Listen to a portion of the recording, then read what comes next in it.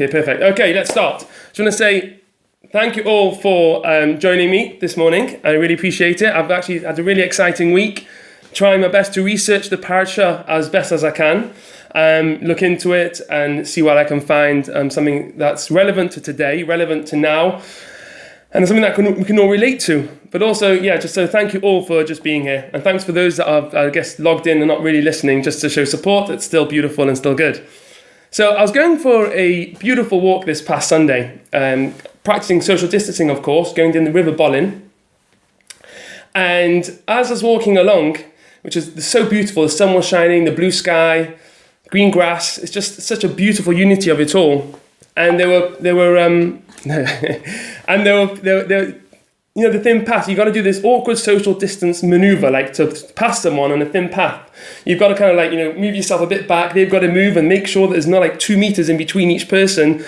Should it be that you go too close, you've got to be careful. So this guy was walking behind me, and he looks at me, and in a bit of a cynical way, he realized there's a concept called bageling, where basically, someone's trying to show that they're Jewish, and, 2 people look at each other, they're not sure, are you Jewish, are you not Jewish? So you kind of give it over and you throw in a Jewish word. So this guy said to me, he's like, you must be missing Shule, aren't you? In a bit of a cynical way. So I was like, I said to him, yeah, of course I am. I was like, but I'm trying my best to work on my relationship with God in my own house, trying my best to connect to who I really am and my true personal self as a Jew, at the same time as missing Shul. And then he started asking me questions about the Holocaust, asked me questions about the age of the universe, and I was like, okay, that's for another time. Let's discuss it another time. But right now, what I want to focus on is the concept of, am I missing Shul? Am I missing a minyan? And it's probably something we've been asking ourselves. It's something I've been asking myself. Am I missing Shul? I'm enjoying the fact of being able to just kind of take as long as I want in davening, look into the davening. If something gets confusing when I daven, I could stop. I could look it up, look into it. There's no pressure for anything from anyone. But at the same time, we need to daven with a minyan. So in this week's Parsha's Emor, it's split into 3 different parts. There is in Parsha's Emor, you have the beginning bit talks about the Kohanim, what the Kohanim can't do, what they can do, what they can't do. And then it talks about the Yomim Tovim. And at the end of the Parsha, it discusses the Kelim of the Mishkan. But what I want to discuss is, at the end of the discussion of the Kohanim, it brings the Pasuk. And I'm going to try my best to screen share this, so we could all see. It brings a Pasuk. Let me just do this. Share. Okay. It brings a Pasuk in this week's Parsha. Leviticus 22:32, it says, "You shall not profane my holy name, that I may be sanctified in the midst of the Israelite people. I, the Lord, who sanctify you." And in the middle of this passage, it's actually from here that we learn that one needs to daven in the minyan. There's this concept of gezerah shava, which is a comparison we make between 2 identical words that are written in one word that is written in 2 different verses, and we compare the verses to learn laws. And all these laws have been brought back since the time of Sinai. So we see over here, Peter, line up in a second, let me just admit someone in. Okay, so we see from here the concept of a minyan, how it says, "V'nigdashti b'toch b'nei Yisrael," I will be sanctified in the midst of the Jewish people. And the same word toch there is also written in the time when God was telling Moshe and Aaron that he needs to step away from the Korach revolution. And he says there, he bodlu mitoch, see the same word, mitoch ha'eda hazot. So we see the same word, toch, which used amongst or within, is used also with the congregation of Korach, when it says Eda, which means community. Now, to make another gezerah shava to that, we move on to how do we know Eda means community? We know it from the spies. The spies, before they entered Egypt, before the Jews entered the land of Israel, he sent out spies to go spy out the land, and there were 10 of them that were giving negative report about the land of Israel. And Hashem said, Ad mosai le'eda hara hazot. How much longer shall that wicked community keep muttering against me? And how many spies was it that was talking negatively about Israel? And that was the 10 spies, because Joshua and Caleb were talking good about Israel, and the 10 spies were talking negatively. So we see from here that community means 10, and that's why we have to daven with the minyan of 10 people. Hashem says, I want to be sanctified amongst you. Of course, as we know from the song, Hashem is here, Hashem is there, Hashem is truly here, Hashem is everywhere. But to be there's certain sanctification, there's certain holiness that happens with a minyan. Now, I want to. So I've been thinking. So have I been missing shul, and do I need to? Can I make the most of my relationship with Hashem in my house? So I want to bring the Yismach Moshe. He is a grand rabbi lived in the year 1759 to 1841. He's an amazing Hasidic rabbi, and his work on the Torah was called Yismach Moshe. Lived in Hungary. Now he brings this verse that we say, where the tefillah, this prayer we say every morning, La'olam yihei adam yirei shamayim b'seisa uvagolei. A person should always be in a state, or try his best to be in a state of fear of heaven, of having a connection with Hashem, of having a relationship with God. B'seisa, when he's in a concealed way, and also at the same time when he's in a revealed way. And he quotes he brings different siddurim. He said there's a siddur called the Siddur Ashkenazi that says it actually doesn't say b'seisa uvagolei in a concealed way and also in a revealed way. He says it also says b'seisa kavagolei in a concealed way, like he is in a revealed way. He goes on to say, it's a beautiful thing to be able to create a relationship with God in your own home. A person, there's no inhibitions, there's no boundaries, no borders, there's nothing stopping you from achieving whatever you want. I have this friend that I was speaking to him on video, and he was dressed like a chassid. I was like, I've never seen you dressed like that. He's like, yeah, I'm in my own house, I can do what I want. So if a person in any kind of shape or form, and of course in his Judaism, if he wants to really grow, you want to achieve some kind of greatness, and you want to change, it's so much easier to do it in your own house when no one's looking at you and no one's judging you. But to be able to achieve this greatness and to be able to connect to Hashem in a more public way, to be able to, someone wants to start taking on, wearing a yarmulke all the time. Someone wants to wear tzitzis. Someone wants to start talking a certain way, dressing a certain way, or not going to certain places. It's so much harder when you have friends that are trying to kind of looking at you like, oh, wait, what are you doing? Why are you doing this? Why are you doing that? So, with knowing that it's a great thing to be able to have a relationship with God outside in public. Knowing that it's so much easier and in an amazing way, in its own unique way, to be able to connect to Hashem at home at the same time. We need to be able to, or rather we're obligated to learn and teach the masses. We're obligated, they have this concept in this week's Parsha, to be able to teach the masses. You have to bring everyone together. But a person can get carried away, as the next resume share. So as the next thing comes along to say, we want to be able to serve Hashem outside and be in the public and teaching and acting in a way of proclaiming Hashem's name in greatness. But we see in Micha, it says, Higid lecha adam ma'atev ma'Hashem dorish memcha. He has told you, O man, what is good and what does Hashem require of you? It is only to do justice and to love goodness and to walk modestly with your God. It says, V'atznei leches im Elokecha, walk modestly. So yes, we have to be public. We have to proclaim Hashem's name in a great way. There's a certain blessing that we say when a person meets a lot of Jews, or when loads of people get together.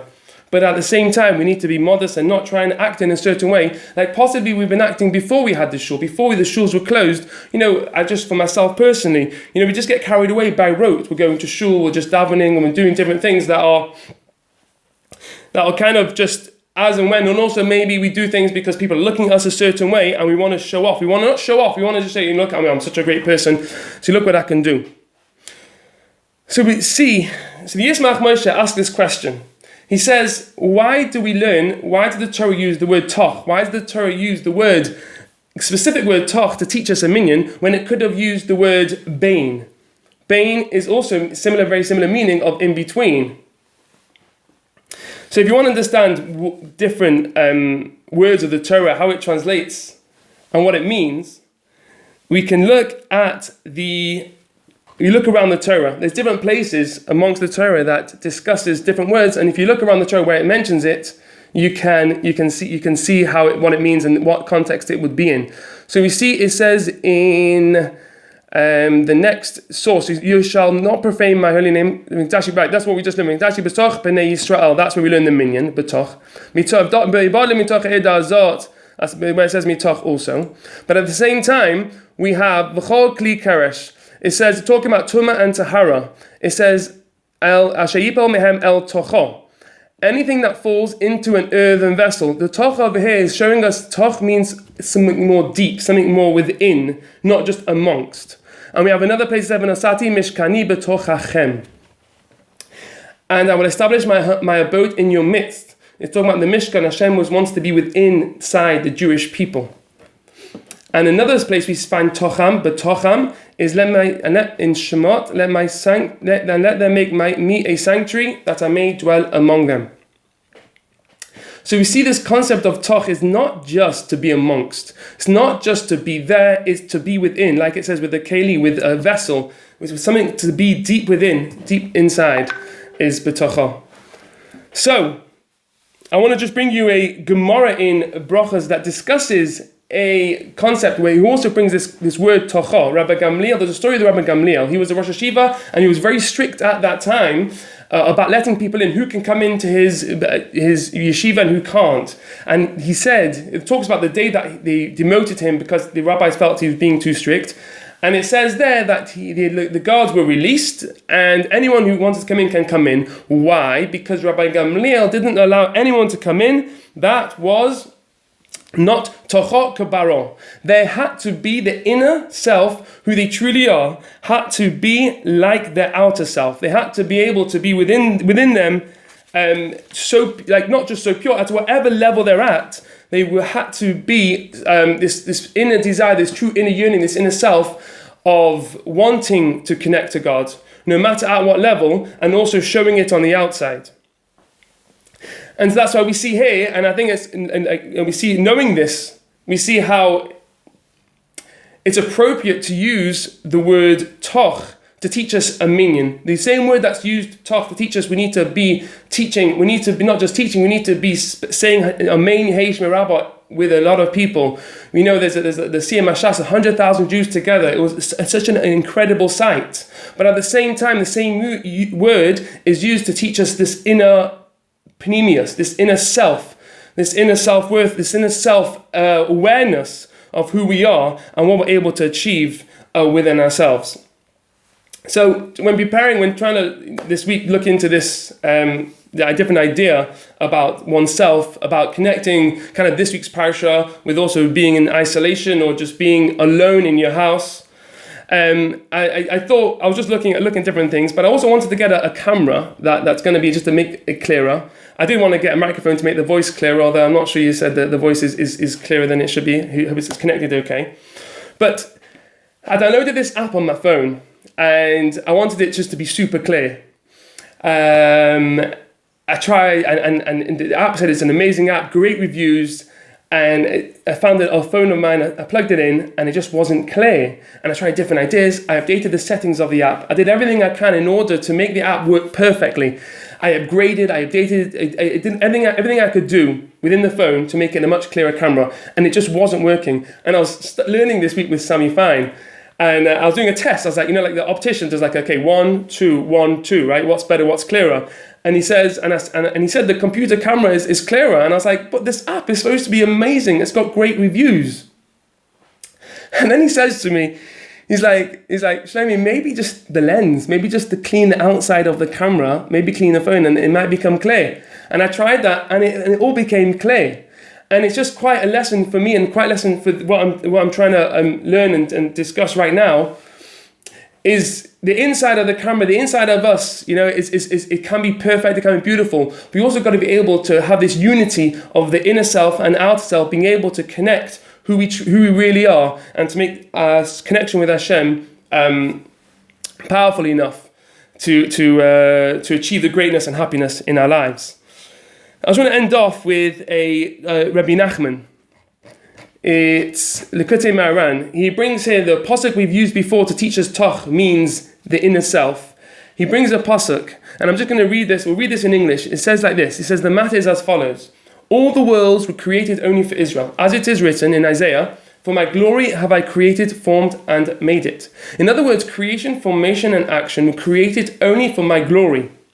And my glory is Israel. As it is written, and I will dwell in them. It says, V'shachanti betocham, betoch, in them. It doesn't say, I will dwell in it, I will dwell in the sanctuary. Hashem says, I will dwell in them. To teach that the Holy One, blessed be He, caused His divine presence to dwell in each and every one of Israel. From this we see that each Jew is called a garment. And a garment is called glory, as Rabbi Yochanan would call his garments my glorifies. But this is showing us that when Hashem says betocham, the word betocham is so powerful in teaching us that it's not just about being in shul, being in a minyan. You know, it's an amazing thing to be able to do that, to be in shul, to be davening with a group of people, and to spend time going to Jewish weddings. There's nothing like going to a Jewish wedding. There's nothing like going to a situation with loads of Jews standing together. I know I've spent time going to Uman on Rosh Hashanah. There's 60,000 Jews all together trying to want and yearn for the same thing. It's so powerful. But at the same time now, when we're home, we have an opportunity to work on how much do I really desire it? How much is it in me? How much do I allow God to come inside of who I am and what I actually truly want to be achieving in my life as a Torah Jew? So now that we have this opportunity to work on this, when the lens clears and it's all, everything's released hopefully soon, and we're able to be back in shul singing and dancing with everyone together, we should be able to have this connection and this unity within ourselves as individuals and as a community. And I just want to say, I hope you got something from that, and thank you so much. I've tried to keep it, that was 20 minutes. Thank you so much. You could all... Shlomie, yes. This whole thing about the Teicha Minyan. Yeah. There's a big proof to this. You know the Parsha, when it dashed in the Seif B'nai Yisrael? Yeah. The gematria is 1,901. And it's the same gematria as the Pasuk, Zehu Ein Oimrim Kedusha B'Foches Ma'asora. You don't say Kedusha if there are less than 10 people there. That's another proof. B'Seif means a minyan. Beautiful, Michael. Thank you for that. Thank you so much. Shlomie, let me ask you a question. Sure. I enjoyed it very much, Shlomie. I think you spoke very well. Thank you. Presumably, in a sense, shul is superfluous, isn't it? You could have your minyan in your house or your garden. Well, there's something very holy about a designated place to do prayer. It would still be powerful. Yeah. And 10 people come together. It's extremely powerful. Any people come in a way. What perhaps I misunderstood what you're saying. It's being on your own versus being in a minyan. Yes. Rather than being in shul. Yes. I mean, being on your own or being in public or being in an environment where there's many Jews together and making more of a public showing of God's name, which is so important and crucial. Good morning, Sammy. Morning, Sammy. Okay, thank you so much, everyone, for joining me. And I hope you'll do next week. And any feedback, if it was too much, too little, whatever it is, please. I'm looking forward to your feedback, and we'll make it more relaxed. And thank you so much. Where's the breakfast? Very good. A breakfast. How are you? Thank you. Good morning, all. Boker Tov. Boker Tov.